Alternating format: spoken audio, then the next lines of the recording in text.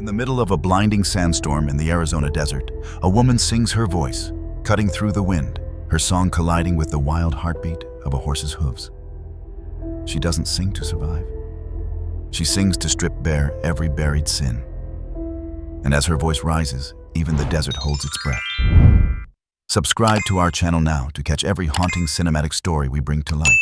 Under the suffocating glow of gaslight chandeliers, a violin shrieked above polite applause.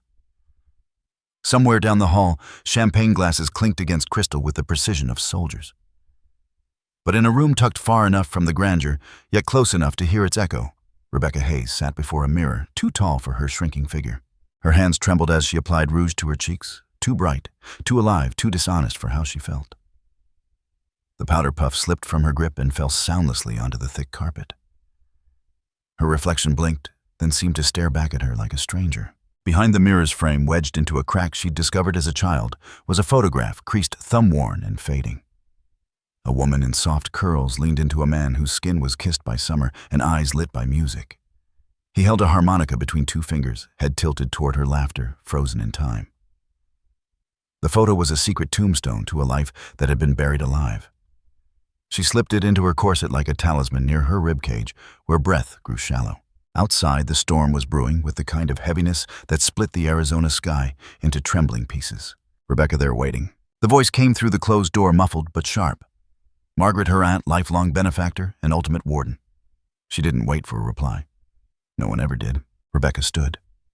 Her dress weighed like chains, silk and lace and stitched in lies. The hem kissed the floor like a noose dangling from her ankles. In the mirror, she looked like a bride carved from ice. Down the corridor, the mansion swelled with gold and menace. The music shifted, a string quartet bleeding through Strauss, while servants danced between silver trays and watchful eyes. Rebecca descended the staircase to a room that glittered with people who never blinked, only judged. Charles Thorne stood at the center like a statue carved in wrath. Tall, clean-shaven eyes, sharp like polished obsidian. He held a flute of champagne, as if it were a dagger. When his gaze met Rebecca's, a smile curled onto his lips, but it never reached his eyes. Radiant, he said, at last. She nodded, lips stitched together, then scanned the crowd. No allies, only predators, with pearls and pocket watches. She tried to breathe, but the air had rules here. Nothing free was welcome. In the nursery, Ruby slept beneath a quilt Rebecca had sewn from remnants of an old stage curtain and the hem of a torn performance gown. Her daughter, hers, and his. Not Thorne's, not the world's. A child born from defiance and lullabies sung in back alleys after moonlight rehearsals. Rebecca slipped away from the ballroom after a whispered toast and a staged kiss. Her heels echoed in a marble corridor like the ticking of a detonator. She reached the nursery just as thunder groaned above the mansion. Ruby stirred but didn't wake. Rebecca lifted her daughter into her arms, wrapping her in a coat far too thin for the coming journey. She moved like a phantom through the west wing, ducking under windows, pressing her back to stone walls. The wind screamed outside, rattling the stained glass windows with a voice that almost sounded human. The back door creaked like it had been waiting for this moment all along. She stepped into the storm where darkness swallowed sound, and sky cracked open like a warning. Rain lashed against the earth. The mansion loomed behind her like a ship of fools drifting farther away. Down the gravel path across the stables, where horses neighed nervously. She ran not gracefully, not like a heroine from one of her father's stories, but like prey. Mud sucked at her shoes. Lightning slashed the black sky, illuminating the barren land ahead. And then Ruby cried. A small, desperate wail pierced the wind. Rebecca paused, heart pounding in the hollow between her ribs. Her arms tightened around her daughter. She whispered a hush that sounded more like a prayer. Then she heard it. Not thunder, not the wind. Hooves, not the steady gallop of a patrol horse, not the rattle of a carriage. These were wild, erratic, fast, but deliberate. A sound old as earth, as if the land itself had started to breathe. She turned, slipping slightly in the mud. Through the gauze of rain, something moved. First, just a silhouette. Then amber eyes flashed. Then the chestnut shimmer of a coat. Then breath, a puff of heat against the cold, visible like a spirit. The horse stood no more than 20 feet away. Head high, mane-drenched, muscles tight and alive with electricity. A mustang, unbranded, uncaptured, untouched. Its gaze locked with Rebecca's. Not in fear, not even in challenge. Recognition. Canyon. Somewhere a whisper from the past echoed. They'll find you. The wild ones. If you sing true. Rebecca couldn't sing, Not anymore. Her throat tightened. A sudden sob, not of sorrow, but release, threatened to rise. She swallowed it down. Canyon took one step forward. Ruby whimpered again. Another step, and another, until the horse stood within reach. Lightning flashed, and for a moment Rebecca saw her own reflection in the creature's eyes, drenched, terrified, but upright. Canyon lowered his head slightly. A bow, or a question. Rebecca moved slowly, cautious not to startle. Her hand reached out, trembling fingers, coated in rain and trembling resolve. She brushed his muzzle. Warm, real. The earth answered. And then the mansion behind her erupted. Voices, lights, yelling, a man's bellow. Thorn. She turned toward the shouts, heart pounding, then back to Canyon. He didn't flinch. Instead, he stepped to the side, revealing his back as if inviting her on. She didn't hesitate. Rebecca mounted with one hand, while clutching Ruby with the other, the movement clumsy, but instinctual. Canyon adjusted steady beneath them. The moment her weight settled, he reared, slicing the air with his front hooves. A cry escaped her lips, not fear, not warning. Something primal, something ancient, something louder than silence. Canyon bolted. They thundered into the desert hooves, flinging mud, then dirt, then dust. The storm roared behind them, like a beast denied its prey. Rebecca clutched Ruby tight to her chest. Her eyes burned against the wind, but she didn't close them. They didn't look back. The mansion disappeared. The past collapsed behind her like a house on fire. All that remained was the night, the rain, and the wild rhythm of freedom pulsing beneath her. Canyon didn't ask for reins. He didn't need permission. He knew where to go. And Rebecca, for the first time in years, she wasn't being led. She was being carried by something older than fear, by something no one could ever own. Under a sky the color of iron, the desert stretched endlessly like a wound that refused to close. The storm had passed, but it left the air heavy, slick with heat, and every breath came with a dry burn. Rebecca Hayes clung to Canyon's back as if she were part of him. Her arms wrapped around Ruby, who whimpered in her sleep. Lips dry, cheeks flushed from wind and thirst. They had ridden through the night. Canyon hadn't faltered. Not once.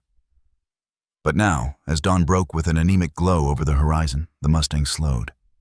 The terrain shifted. What had been wide-open flatland now dipped into a sandstone ravine, narrow and cracked with time carved by water that hadn't flowed in years. Canyon stopped, not because he was tired, but because he sensed she was. Rebecca slid down his side, stumbling when her boots hit the ground. Her knees buckled. Dust flew up around her, clinging to her skin like doubt. She dropped to her knees, then to her side, her body finally yielding to exhaustion. Her dress was torn, streaked with blood from a thorned bush they'd ridden past hours ago. One of her shoes was missing. Her lips were cracked open slightly, as if still whispering a secret to no one. Ruby began to cry. It wasn't loud, not yet, but it held a jaggedness, a tremble that split the morning stillness like glass. Rebecca forced her eyes open, her limbs aching with the weight of motherhood and memory. Canyon stood over them, his body blocking the early sun. His breath misted softly in the cooler canyon air. Then, in a motion that felt almost human, he lowered himself, legs folding until he was resting near them. His great head turned, nuzzling Ruby gently. She quieted. Rebecca didn't move. She couldn't. She lay on the earth and closed her eyes for just a moment. But in the dark behind her lids, something waited. It came back without permission. A room, too clean, too quiet. A piano in the corner with one ivory key missing. Charles Thorne pacing like a warden. The air smelled of tobacco and old leather. "Sing," he said. She shook her head. Her hands trembled. "I said sing." Rebecca had inhaled, trying to summon her voice like a soldier musters the courage to walk into bullets. She sang.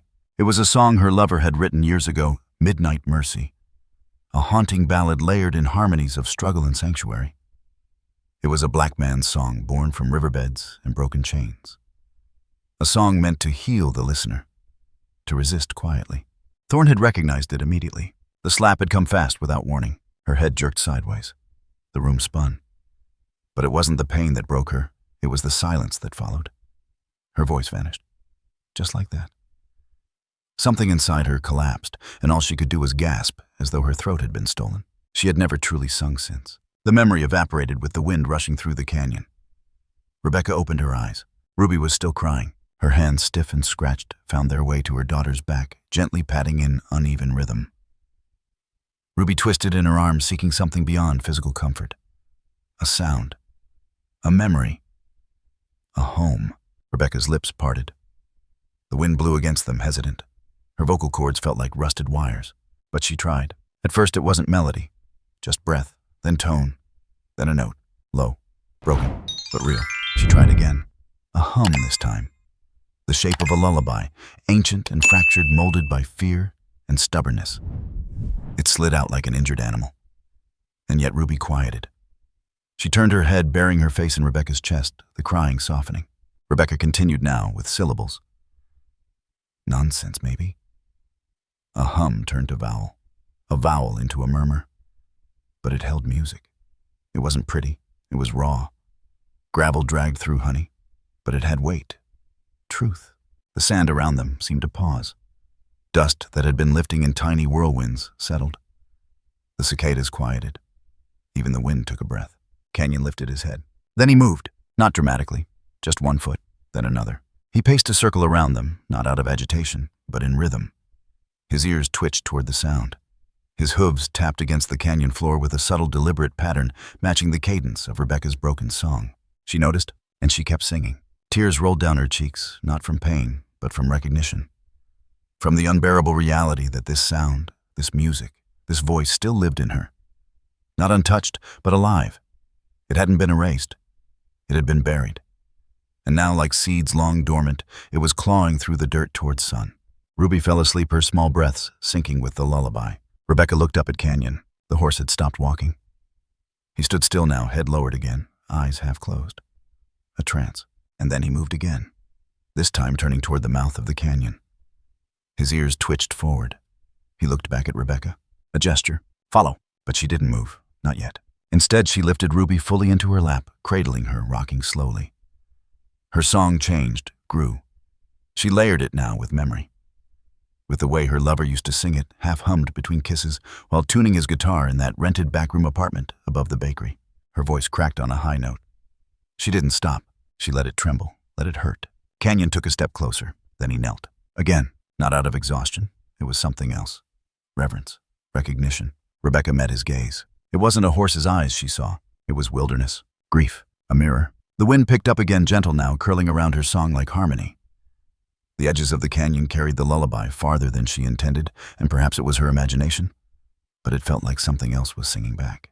She stood slowly still, cradling Ruby. Canyon rose with her. She walked toward him barefoot on dust blood dried on her ankle. He didn't flinch. She leaned against his flank, letting her body rest against his ribcage. The heat from him wasn't just warmth, it was grounding. She whispered the last line of the song against Ruby's ear, a promise we're not done. Then she climbed onto Canyon's back again, but this time not as a fugitive, as a mother, as a singer, as a storm survivor. Canyon began to walk not fast, not slow. A pace measured not by distance, but by melody. Hoof after hoof, striking stone in time with the lullaby that still clung to the wind. And from far above, from the cliffs lining the canyon, a hawk screamed a single high-pitched note that echoed like a chorus, calling them forward. Rebecca didn't look back. She looked up. The canyon opened before them, carved by time and trial. And in that quiet cradle of stone and sky, for the first time in years, she felt her voice not stolen, not broken, but rising. Under the weight of a sun that felt closer than heaven, the canyon narrowed into silence. Canyon the horse led them deep into a cleft where light could not fully penetrate, into a seam in the world where time bent and breath came easier. Rebecca didn't know how long they'd ridden before the shadows began to swallow color. She didn't care. Her only measure was Ruby's breath against her chest, now even cooled by the shaded air. Canyon stopped beside a slanted rock shelf, smooth and shaped by ancient winds. It jutted just enough to offer cover. Shelter. Not from danger, but from memory, which sometimes burned worse. Rebecca slid down, cradling Ruby against her shoulder. She crouched beneath the stone overhang, her back against the canyon wall, legs drawn up, one arm looped protectively around her child. Dust clung to their skin like a second history. Canyon stood close flank, brushing the stone tail, swishing lazily, but ears alert. Always listening. Then footsteps, light, deliberate. Not the thudding stride of a man, nor the clatter of boots. Something softer, earth-aware.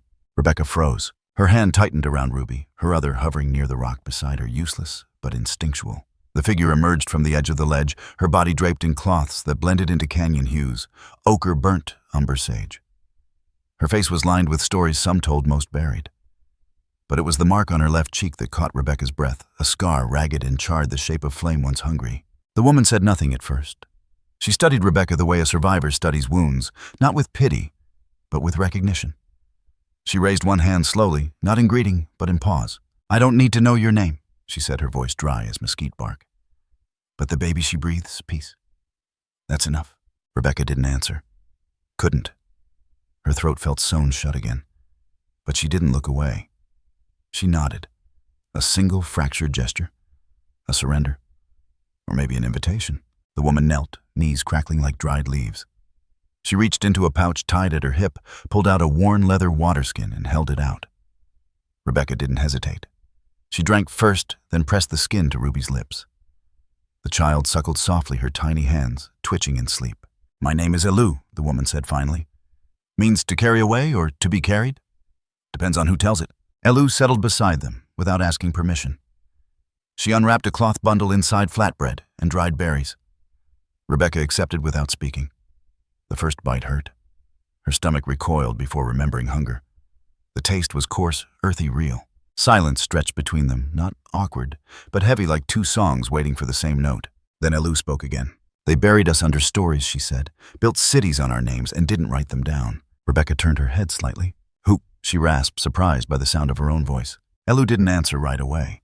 She watched a lizard dart between shadows. Her burned cheek caught the fading light and glowed faintly. Women who bled truth. Children who asked the wrong questions. Lovers who kissed against the rules. Whole villages vanished because someone didn't like their songs. Rebecca swallowed. Her fingers brushed Ruby's curls, damp with heat and sleep. "I lost my voice," she murmured. Elu shook her head slowly. "No. You gave it away to survive. That's different. Lost means it can't be found." Rebecca blinked hard. The words struck deeper than they should have. She turned away, eyes on Ruby's chest, rising and falling. "My daughter? She was never supposed to happen."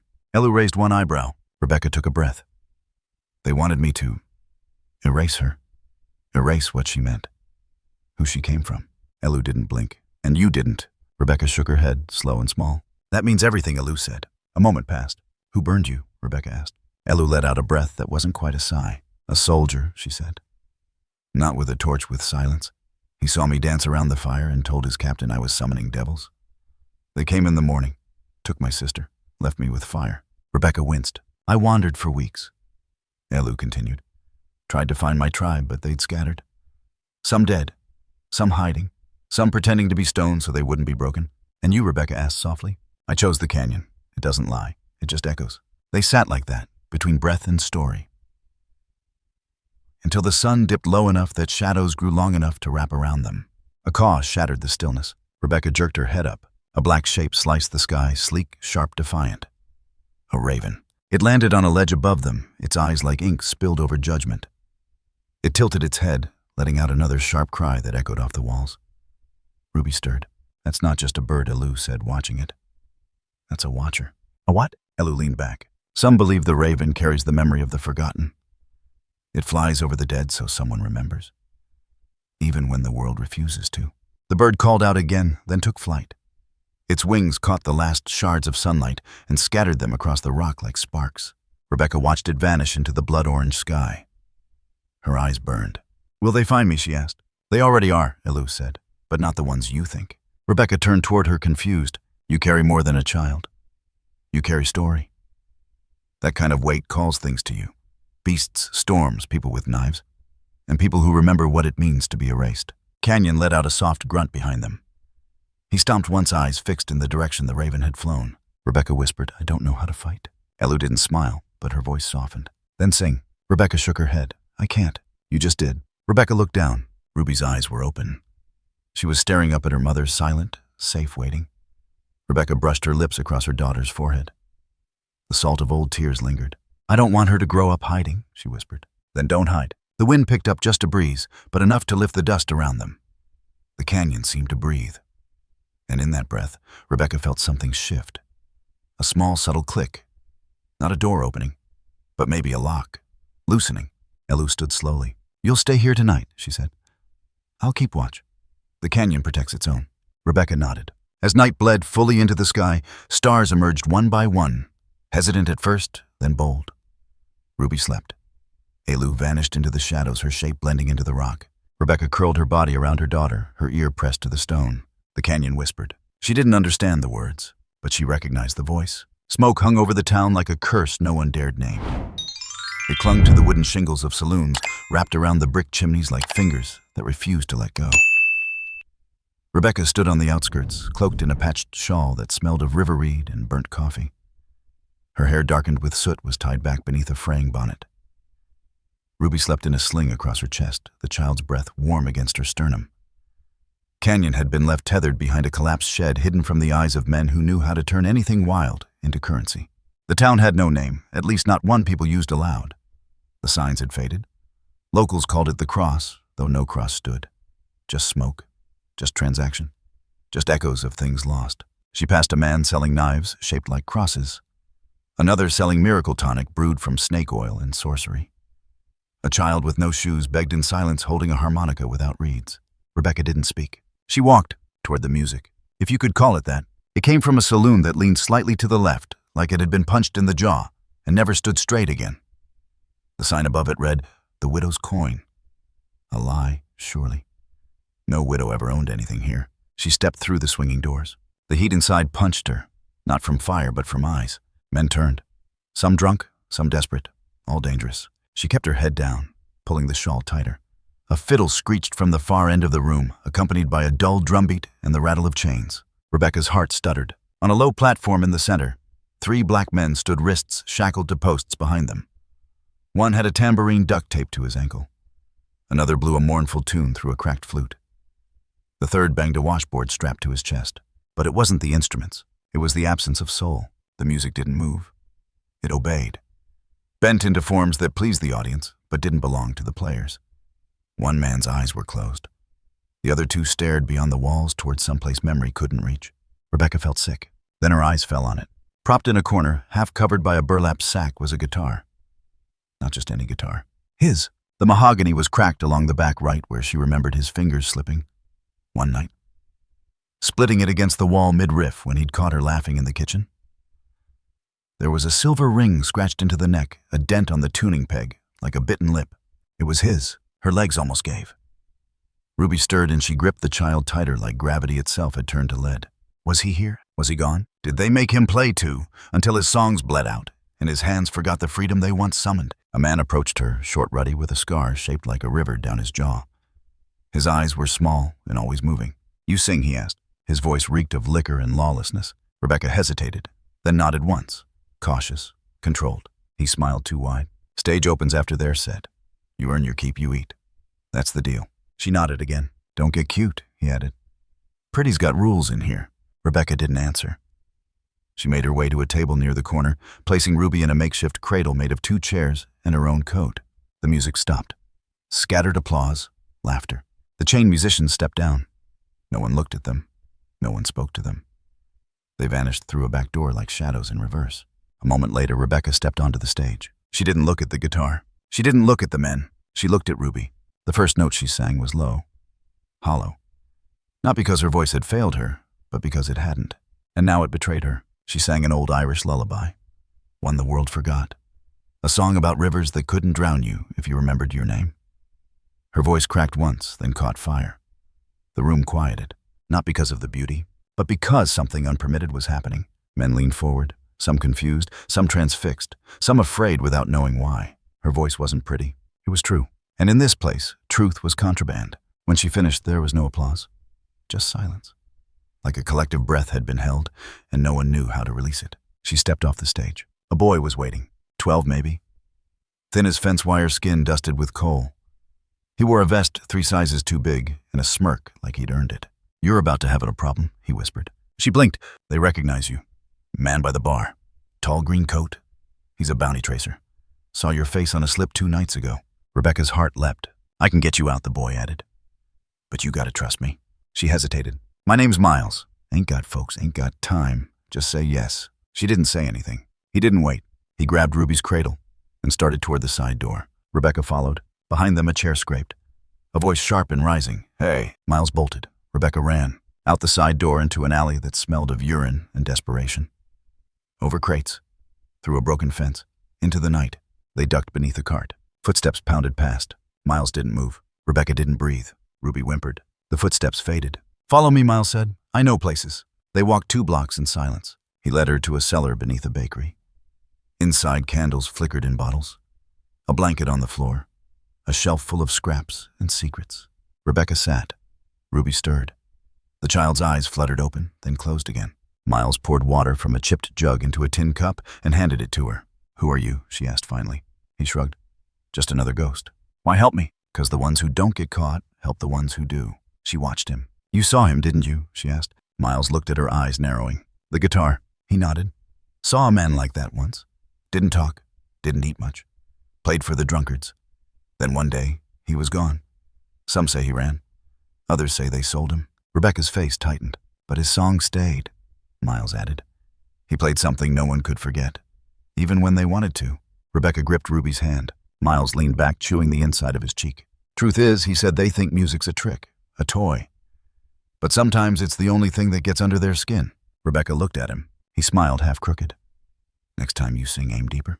Outside, the smoke rolled on. But inside that cellar, something stirred. Not hope exactly, but its ancestor. The first raindrop struck the tin roof of the bakery like a warning shot. Then another. Then 1,000. Inside the dark cellar, Rebecca jolted upright.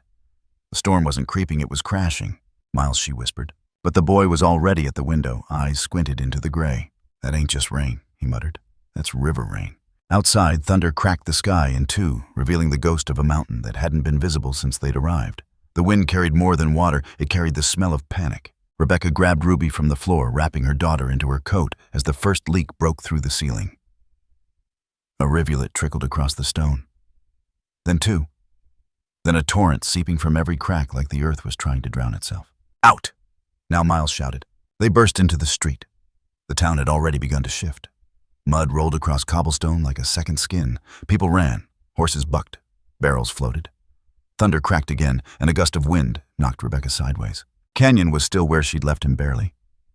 He reared against the fence, eyes-wide hooves crashing into the mud. The fence gave way. He turned his head at the sound of her voice. No hesitation. He ran to them, but the flood hit first. It came like a wall of brown thunder surging from the east, where the river had burst its banks. It swept carts, fences, people dreams. Rebecca screamed, but not words, just sound. A primal cord ripped from her belly. The water slammed into her legs, then her waist, then over her head, and she was gone. The flood yanked her backward like a cruel puppeteer. She tried to hold on to Ruby, but the current snapped her grip. A breath. A scream. Gone. Underwater sound changed. It became music. Not the kind she used to sing. Not the lullabies.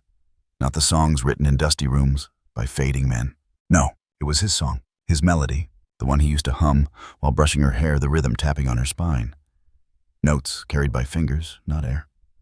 She heard it again now inside the roar of the flood. Each current wrapped itself around a cord, and with it came memory, the metal table, the stench of antiseptic, the cold voice of the woman in white. "You're young. You'll have more." No one asked. No one begged. No one said her name. Just hands holding her down. Just straps. Just pills. Just... No. She had said it, but only in her mind. Her lips were still, her throat too bruised. But she had screamed inside herself, so loud the walls cracked. And when the doctor turned his head for one moment, just one, she had bolted. Bloody, half-dressed, laughing like someone who had just outrun God. She had kept Ruby, and now the river wanted her back. Her body spun, tumbled in the current. Mud choked her nose. Debris cut her arms. She fought, kicked, clawed. But the river didn't care. Then, a sound. Not water, not wind. Hooves, above the surface. Wild, certain. Canyon. Rebecca's eyes snapped open underwater. She twisted, reaching up. Her fingers brushed wood, no leather. A halter strap. Canyon had found her. His head dipped. His mane floated like kelp.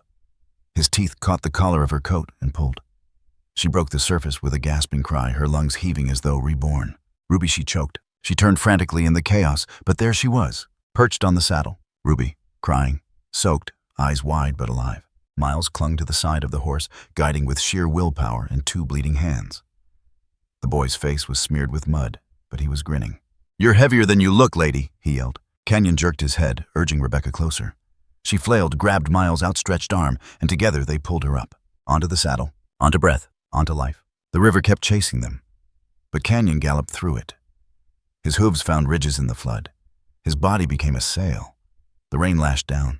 The wind screamed curses, but they didn't stop. 3 silhouettes: a mother, a child, a horse, and a boy with fire in his veins. They moved like a single creature cutting through the chaos.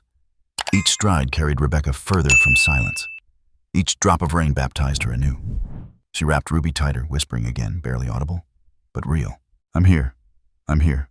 I never left you. The storm howled back. They reached higher ground, an old rail embankment that rose above the flood like a backbone of salvation. Canyon climbed it, chest-heaving muscles soaked and shaking. They stopped. The world below drowned, but they did not. Rebecca collapsed off the horse, cradling Ruby against her chest. Miles dropped to his knees beside them, coughing, laughing, then crying. Canyon stood tall, nostrils flared. Thunder cracked again, but this time it sounded distant, weakened. Rebecca's fingers trembled as they ran through Ruby's soaked curls. The child opened her mouth and laughed. In the middle of the wreckage, the rain, the stench of sewage and blood and rot, she laughed. Rebecca broke. She sobbed.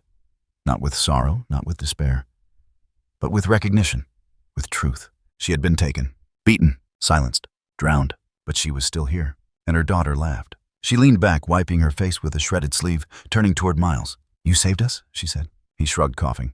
No, Canyon did. Rebecca turned to the horse. He stood there, eyes dark as storm clouds, mane plastered to his neck ribs, rising like chords in a song. He stepped toward her and bowed. Not deep, just enough. Rebecca closed her eyes, and in her mind, for the first time in years, the music returned. Not forced, not stolen, not demanded, but offered, and she accepted. The desert had gone quiet again, but not in peace. In the aftermath of the flood, silence took on a different shape, heavier, hungrier. It wasn't the hush of safety, but the kind of stillness that comes after screaming when there's nothing left to say. The wind had retreated into the cliffs. Even the birds had ceased their calling. Rebecca crouched beneath a gnarled mesquite tree, her dress stiff with mud, her hair tangled in thorns. Ruby whimpered softly in her arms, her tiny face flushed from fever, her eyelids fluttering between sleep and delirium. Rebecca swayed, rocking her, as if rhythm alone could restore what the storm had taken. She tried to sing. Nothing. She tried again, pushing the breath, the shape of melody, the old movements of muscle and memory. Still nothing. No sound. No note.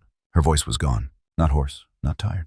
Gone. She opened her mouth wide and gasped, trying to form vowels in the dirt-filled air. But all that emerged was the huff of breath, a ghost of a lullaby that had lost its skin. Ruby stirred. So Rebecca danced, not with grace, not like a ballerina or a singer on a stage. She danced with her hands. Her fingers fluttered through the air, tracing arcs and swirls, coaxing invisible threads of comfort. Her wrists bent and twisted, shaping stories her mouth could no longer hold. She bent her arms inwards, curling them like the cradle she used to hum within. She pressed a palm to her chest and then extended it outward. I am here.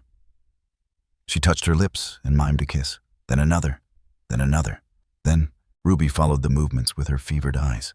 The baby's lips curved into something that wasn't quite a smile, but it was close enough. Rebecca's movements grew stronger. Her hands sculpted light from shadow, drew warmth from ash. She mimed the rise of a bird from its nest. She mimed the dropping of rain, the blossom of a flower in reverse.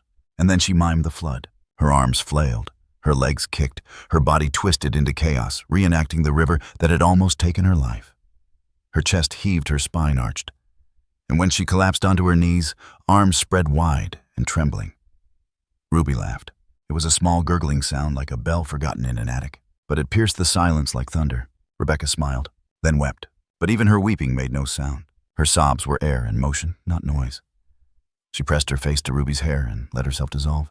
From behind the rocks, a shadow stirred. It was Alou. She had arrived quietly like always, wrapped in the fabric of dusk, barefoot, carrying nothing but presence. She didn't speak. She didn't ask. She crouched beside Rebecca, pulled a stick from the ground, and dragged it across the sand. The symbol she drew was slow, deliberate, like carving a prayer. 2 concentric circles, 4 outward lines. At first glance, a sun, but then Rebecca saw it wasn't rising. It was sinking. Elikoshelu whispered, the voice of the earth. She drew a line from the symbol to Rebecca's heart. Even when you cannot speak, she said, the earth still listens. Rebecca stared at the symbol. She reached out and placed her hand over it. The warmth of the sand seeped into her skin, and beneath that, something else. A faint hum. Elu continued. When our people were hunted, silenced, broken, we learned to speak without words. We passed our stories through firelight and hands, through shadow on canyon walls. The land remembers, and now it remembers you. Rebecca didn't move. Her body was a dam, but her soul had cracked. She reached for the sand and began tracing her own shape, a spiral, not tight, expanding, widening. It became an echo, Ella watched, nodding once, but just as Rebecca's fingers reached the outer edge, her body tensed. A wave surged up from inside her, unstoppable. A scream, but no sound. Her mouth opened wide, too wide. Her neck strained. Her veins stood like ridges. Her eyes bulged. But nothing. No voice. No release. Just the pure physical violence of a scream that had no exit. Her fists pounded the earth. Tears fell. Ruby began to cry again, startled by the force without noise. Rebecca dropped forward, hands gripping dirt, her body curling into itself like paper to flame. She stayed like that, shaking, silent, until a sound behind her. Soft, scratching, a rhythm. She turned. Canyon stood on the rise, his great chest rising like the tide. He wasn't looking at her. He was looking at the symbol in the sand. Then he moved forward. His hoof came down with a crack just beside the spiral she'd drawn. Another step, another crack. His front hooves began to dig. Not panicked, not random. The desert stretched ahead like a mouth that had forgotten how to close. No shade, no curve of mercy. Only the sun, relentless and unblinking, and the sand seething like it remembered every sin buried beneath it. Rebecca's lips were cracked. Her skin peeled in places. But she kept going. Miles walked ahead, head down, shoulders raw beneath the too big vest that no longer protected him from anything. Canyon moved behind them, steady, deliberate. Ruby lay draped across the saddle like a wounded bird, feverish cheeks flushed in red that was too deep to mean anything good. "She's burning," Rebecca whispered, one hand pressed to her daughter's brow. The girl moaned softly, a dry sound like wind through splinters. The sand whispered louder now. It started as a hiss. Then it became teeth. Miles turned, alarm sharp in his young face. "That's not wind," he said. "That's something worse." Behind them, the horizon shifted. Not light, not shadow. A wall. A living, roaring wall of sand and wind and rage. Storm, Miles breathed. Sandstorm. Canyon stomped once, ears pinned back. He knew. Rebecca spun. "Get Ruby under cover." Miles laughed bitterly, almost a sob. What cover? We're walking on the bones of mountains. But Canyon moved. He didn't panic. He didn't run. He turned. West. Away from the map. Away from the path. Away from where humans had ever gone. Into a jagged valley of dust, where nothing moved but time. Rebecca lifted Ruby into her arms. Her legs almost buckled. Canyon nudged her from behind, insistent, urging. She followed. The wall of sand rose behind them, taller than trees, snarling like a god betrayed. Canyon surged ahead, carving a trail into the dust hooves, striking ground like drums of resistance. Miles followed, dragging his feet until Rebecca pulled him up onto Canyon's back behind her. He clung to her waist with arms that felt like wire. The storm caught them anyway. The sky disappeared. Everything went gold, then red, then black. Sand tore at their skin, bit into their throats. The wind screamed names they didn't remember saying. Rebecca wrapped herself around Ruby. She couldn't see, she couldn't hear, but something rose in her. Not thought, not memory. Instinct. Music. Her mouth opened. She didn't know what she was singing. The words had no language. The melody belonged to no country. But it came, low at first, like a hum through broken ribs. It crawled out of her, not gentle, not pretty. It scratched the air, raw and bleeding. Then it grew. Her throat caught the wind. Her breath ripped through the storm. Her voice rose, raspy, burnt, full of scar and soil. A sound that wasn't for men or heaven. It was for the desert. For whatever ancient thing slept beneath it. Miles gasped. He clung tighter. Canyon slowed. Then he turned. Not wildly. With purpose. Like the song had pointed a direction he could feel beneath his hooves. He galloped left into the heart of the storm. Rebecca didn't stop singing. Her voice became rhythm. Her breath became pulse. Each note collided with the wind, splintered, then multiplied. The sand shifted. For a moment, just one, she saw through it. Not with eyes, with something older. The storm parted, not wide, but enough. Canyon surged through. Miles shouted something she couldn't hear. But Ruby moved. Her small hand lifted. Her eyelids fluttered. She coughed. Rebecca sobbed, but still sang. The sand whipped past them in fury. But Canyon never faltered. Hoof after hoof, his body danced with the storm. He moved with her voice. Not above it. With it. They were one. And then stillness. Just like that. The storm broke. They emerged into a bowl of stone. The wind circled the ridge above, but did not descend. Inside, only silence. Canyon stopped. Rebecca slid off, stumbling. Her knees struck the ground. She crawled to the rock wall and pressed her back against it, clutching Ruby tight. The girl opened her eyes. "Mama." Rebecca broke. She kissed her daughter's face 1,000 times. She laughed. She wept. She held her like an answer. Then Miles sat beside her. He was shaking. Not from cold, from something else. She looked at him, his face twisted. And then he said it. "I told them where you were." The words dropped like stones. Rebecca froze. "I was supposed to watch you. Tell Thorne if I saw you. That night at the widow's coin. I did." She stared. "I was hungry. Alone. I didn't know you were... His voice cracked. I didn't think you were real. He looked away. But I didn't tell them where you were going. I lied. I sent them west. You went east. Rebecca said nothing. The wind moaned above them, disappointed. Miles wiped his nose with his sleeve. I didn't want to tell you. I thought maybe I could make it right first. But I couldn't lie anymore. Rebecca stared at him. Long. Then she reached out, put her hand on his shoulder. Miles flinched. But she didn't pull away. She didn't speak. She couldn't. But her eyes said everything. He wept. Canyon stomped once, a sound like forgiveness. The storm raged on above. But in the hollow of that desert womb beneath sky and sand and silence, the wind changed. And somewhere far away, Thorn chased a lie, while Rebecca horse whole and held by earth and child and beast prepared for what came next. The trading post squatted at the crossroads like a place that had forgotten how to hope. 3 cracked dirt roads, a rusted rail spur, and a storefront that sold bullets, molasses, and whiskey like they were the same medicine. No sign out front. Just dust and a door that creaked like an old man's bones. Rebecca stepped down from Canyon just as the light cracked open the eastern sky. Ruby slept against her chest, skin warm with breath. Miles walked beside them, eyes flicking from shadow to shadow, like a boy who had grown up counting exits. They didn't come to stay. Just long enough to drink, to think, to remember what survival was supposed to feel like. Inside the trading post, it smelled of tobacco spit and regret. Rebecca scanned the shelves, dried beans, tin cups, boxes of bullets and salt. Behind the counter, a man stared at her like he was trying to decide if she was real or already gone. Outside, Canyon stood still. Then he lifted his head. He saw him. Dust kicked on the horizon, like someone had lit a fuse under the road. A man on horseback, black coat, flapping, riding, as if he'd known every mistake she ever made and was ready to collect. Charles Thorne. His boots hit the ground before the dust settled. He tied his horse with one hand and walked with a jaw that didn't bend. When he spoke, it was with a voice made for courtrooms and gallows. "You thought I wouldn't come?" he said. Rebecca didn't move. Thorne's eyes dropped to Ruby. His mouth curled mean and sharp. "That's my child." Then colder. "And you're still my wife." The few people scattered around the square looked up. A woman holding a basket slowed her steps. A man on a bench shifted his weight, not to stand, but to watch. Rebecca didn't flinch. She didn't reach for a weapon. She didn't beg. She stepped forward and began to sing. The sound didn't rise like music. It crawled up her throat like truth. The kind of truth you don't say in churches. The kind that gets you killed. The first few notes cracked, then they held. They weren't sweet. They weren't smooth. They were raw, scorched, heavy with all the weight her silence had carried. It wasn't a plea. It was a reckoning. Her voice bled into the morning full of memory and mud. She sang of nights spent hiding, of voices stolen, and children born from the last spark of something holy. She sang not as a woman escaping, but as one returned from the dead. Thorne's smile disappeared. "This won't save you," he said. He reached for the gun at his hip. Miles shouted Rebecca, but he didn't have to. Canyon moved. He tore through the fence like it was made of paper and history. He struck with purpose, first the wrist. The gun flew from Thorne's hand, then the shoulder, then the chest. Thorne hit the ground hard. Canyon loomed over him, massive eyes wide and dark like a storm that never ends. Rebecca didn't stop singing. Her voice shifted deeper now, steadier. No longer cracked. It had grown teeth. Thorne scrambled backward, boots digging furrows in the dust. But something was changing in the air. People stepped closer, one by one. The woman with the basket set it down. The man on the bench stood up.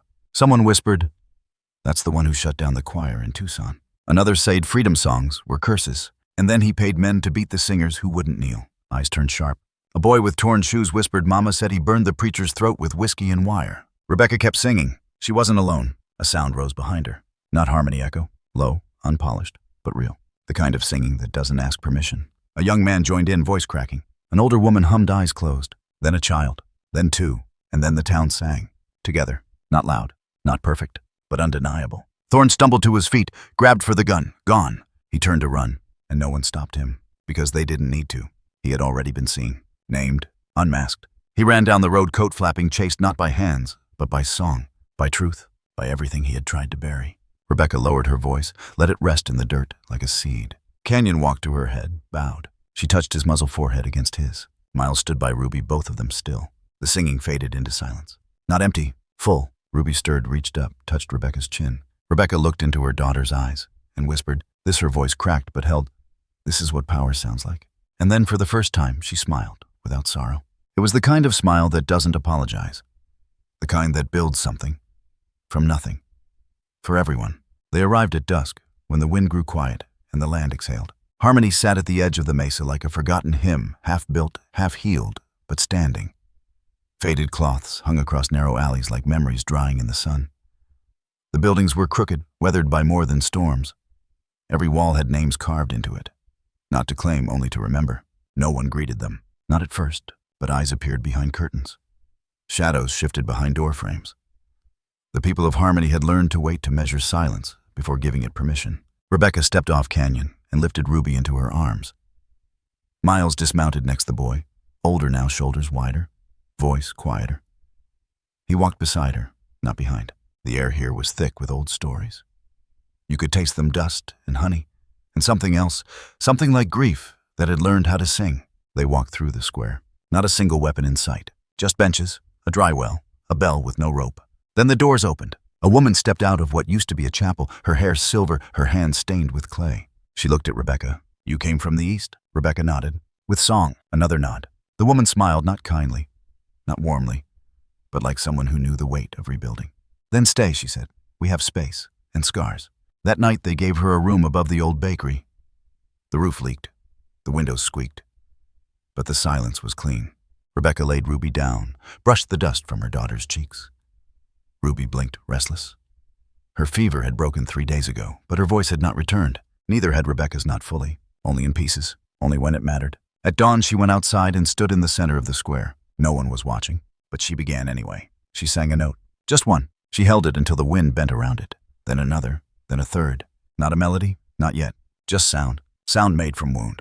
That afternoon, someone came to her door. A man with a crooked spine and broken teeth. He didn't say anything. She nodded. He sat on the floor. She sang again. The next day, there were 5. By the end of the week, 12. They came not to learn how to sound beautiful, but how to survive out loud. Her classroom was a circle of stones beneath an old tree. No blackboard, no sheet music, just her voice and theirs and the air between them. "This isn't about pitch," she said once when a girl tried to apologize for cracking. "It's about truth. Hurt has a sound. You don't fix it, you use it." And they did. A boy who hadn't spoken in years hummed into his palms. A mother who'd lost 3 sons began to recite prayers backward until they rhymed. A former soldier wept through his verses. Rebecca never stopped them. She caught their notes and gave them shape. Not order, just space. People gathered now, not to listen, but to participate. The entire town leaned in, not with applause, but with breath. They didn't ask for performances. They asked for release. Canyon stood nearby, each day silent and watching his tail twitching like a metronome. Sometimes he'd step forward during a song and paw the earth once, like punctuation. Other times he simply listened. Ruby sat in Rebecca's lap through most lessons. Quiet, always watching. Sometimes Rebecca would feel her daughter's hand, reach up tracing her jaw as she sang. Other times the child would touch her own throat, as if wondering when it might open. One afternoon the sun hit the stone just right. Rebecca stood before her class, her feet bare in the dust, her body relaxed. She didn't sing. She moved, arms lifted, hips swayed, fingers carved invisible words into the air. The others followed. It was a song without sound, only breath, only motion. At the end, there was silence. Then Ruby stood, unsteady, small, but certain, and she said, "Ma." It wasn't loud, but it cracked the air, like thunder across dry bone. Rebecca froze. Ruby smiled. "Ma," she said again, stronger. Miles clapped his hands over his mouth. Someone gasped. Canyon stomped once. Rebecca fell to her knees and pulled Ruby into her arms, holding her, as if her bones had been waiting for this moment to finish growing. She didn't cry. She couldn't. Her tears had already become song. Later that night, Miles found her alone, sitting beneath the old tree. The stars were out big and close, like coins she could almost touch. He sat beside her. "You did that," he said. Rebecca shook her head. "We did that," she whispered. They sat in silence. After a while, Miles asked, "What's next?" She looked out at the horizon. The dark didn't scare her anymore. "I teach," she said. "I stay. I sing. And if he comes back." Rebecca looked at him. Then toward Canyon. The horse flicked an ear. "He won't," she said. "And if he does," she smiled, then sang one note. And the desert listened.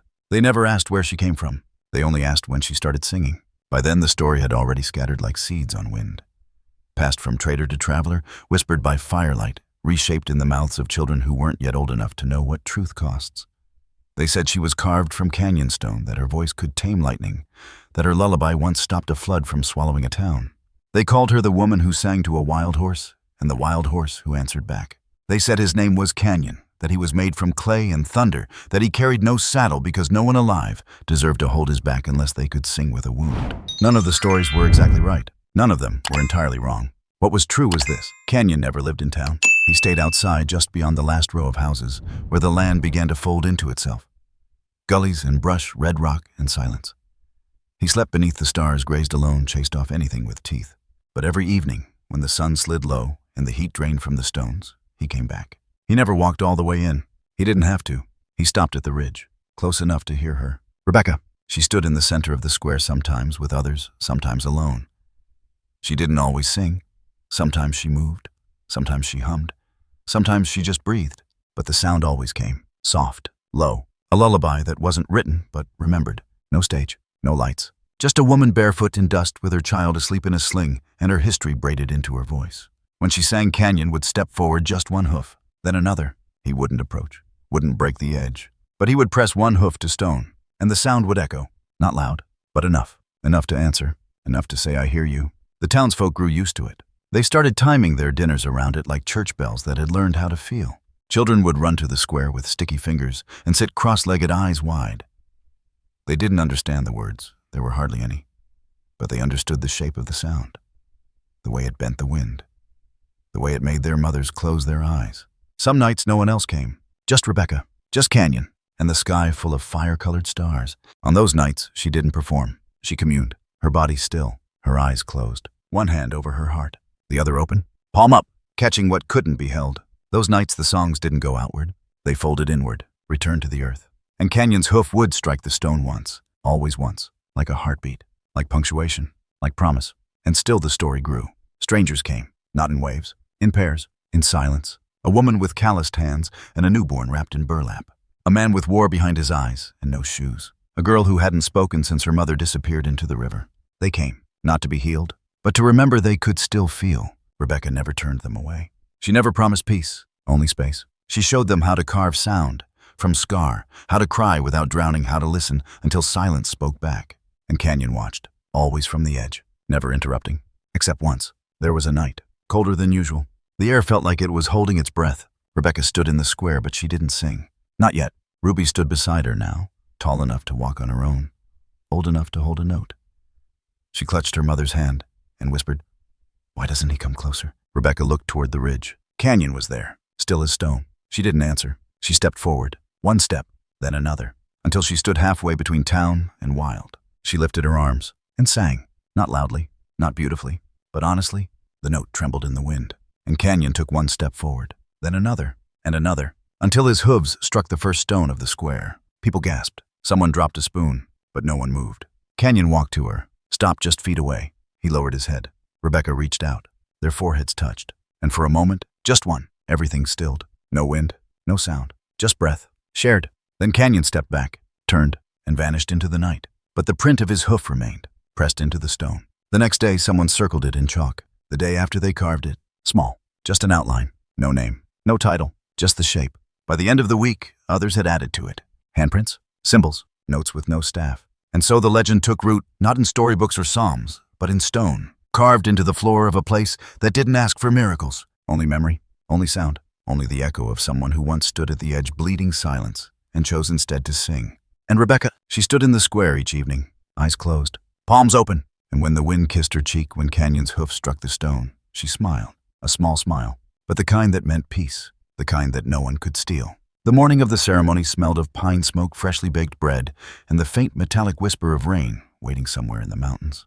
Rebecca stood at the threshold of the old chapel-turned-music school, barefoot, arms loose at her sides. The walls were still cracked, patched with driftwood and dried mud, but filled with something stronger than plaster voices. Inside, the air vibrated with hums, the low throat sound of people warming up. Not perfect voices, not trained, but lived in, scarred, familiar. They had gathered from harmony, from the outlands, from broken towns and fire-pocked settlements. The ones who weren't supposed to sing. The ones who'd been told they couldn't. The ones whose languages were outlawed, whose songs had been sold or silenced. They were here, dozens of them. And when the first note rose, it didn't rise as a melody. It came up like wind through canyon reeds, thin, uncertain, searching. Then it caught. Another voice joined, then another, then a tremble in the walls. Then the floorboards hummed, and before anyone could name it, the room was full of resonance, Not harmony in the musical sense, but in the human one. A sound that belonged to all of them, and none of them. Rebecca walked slowly into the center of the room. Ruby's small hand wrapped inside her own. The girl was 5 now. Older, wiser. Her voice had become a thing with wings, still learning to fly, but strong. She let go of her mother and walked to the front. The music didn't stop. It folded around her, and Ruby sang. A lullaby part. Rebecca's part, Canyon's part, her own. Her voice carried like a river in spring, pure and cutting and utterly free. The crowd didn't cheer. They didn't need to. They sang with her. Outside the building, the town stood still. Those who couldn't fit inside the room gathered near windows, leaning against one another, eyes closed, mouths parted in awe. Up on the ridge, Canyon stood beneath a blooming ocotillo tree, head high, ears forward. He didn't move, but his chest swelled with breath. And when the music peaked, he stomped once. A single deliberate beat that reached through the air and tapped the soul. Inside, the final note held, then released, and silence, wholly warm, thick with knowing, settled in. Rebecca stepped to the center. She didn't speak. She didn't need to. Instead, her voice came from somewhere else, her journal read aloud by memory. I don't run anymore. I don't sing to survive. I sing because the silence asked me to. This song, it didn't just save me and my daughter. It opened a door for anyone who's ever had their voice stolen. We don't ask permission anymore. We resonate. As her words echoed, the scene began to shift. Cut to a young native girl on a hill singing a lullaby into the wind. No one around, but her voice flies anyway, skyward. Cut to a black man playing a steel guitar on a porch lit with candles. His fingers scarred, his eyes closed. The song he plays has no lyrics, but it carries a history heavier than scripture. Cut to a woman with paint-streaked hands tracing symbols on a stone wall in a forgotten alley. Spirals, sunbursts, the print of a hoof, and a voice curved like a river. Cut back. Rebecca standing in the square of harmony, eyes closed, head tilted to the side, as if listening to something only she can hear. A gust of wind curls around her. She smiles, not a performer's smile, not gratitude, not even triumph, but peace, true peace. A smile with no apology, a smile that had been waiting decades to bloom. Then, hoofbeats, soft, measured, approaching. But when she turns, there's no one there. Only wind, only dust, only the last trace of something ancient saying goodbye. Or maybe hello. The screen darkens, but the sound remains. The faint fading echo of a gallop. Rhythmic, certain, wild, then silence. Complete. And in that silence, we feel it. Resonance.